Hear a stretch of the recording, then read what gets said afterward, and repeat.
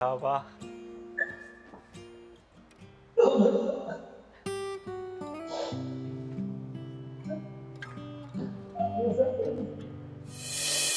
Sa pagpapatuloy ng special task ng housemate, si Aki naman ang susunod na sasalang sa activity area.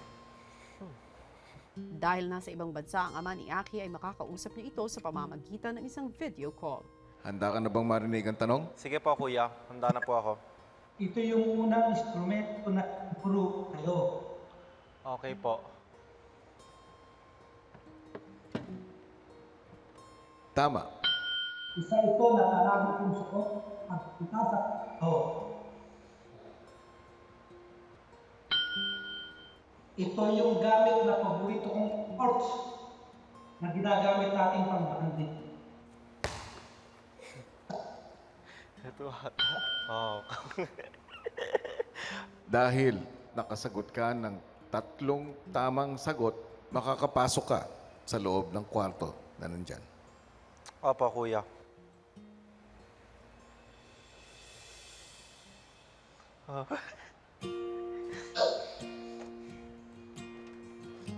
Haba.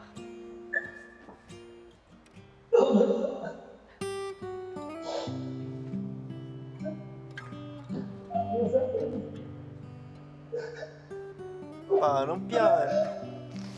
Ang piyan, di ba? Paano piyan siya? Miss ko na rin kayo, pa. Miss ko na rin po kayo, pa. Puso ka, mahal ka namin. Yeah, alam ko, pa. Mahal ko din kayo, pa. Basta lagi mo iipin na. Para matupag mo mga Oh, babere, pa. Okay, baba. kung maharatan sa loob, kalibahan sa labas.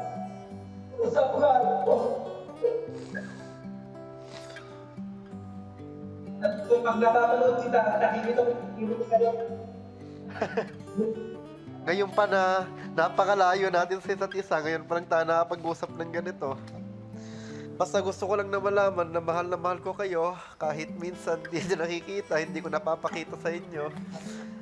Paglabas mo dyan, sabihin mo sa Okay, ba? progress. Ok, ba, ci vediamo presto, va bene. Basta, piango. Ciao, ciao, ba. Ciao, ba. Grazie, ba.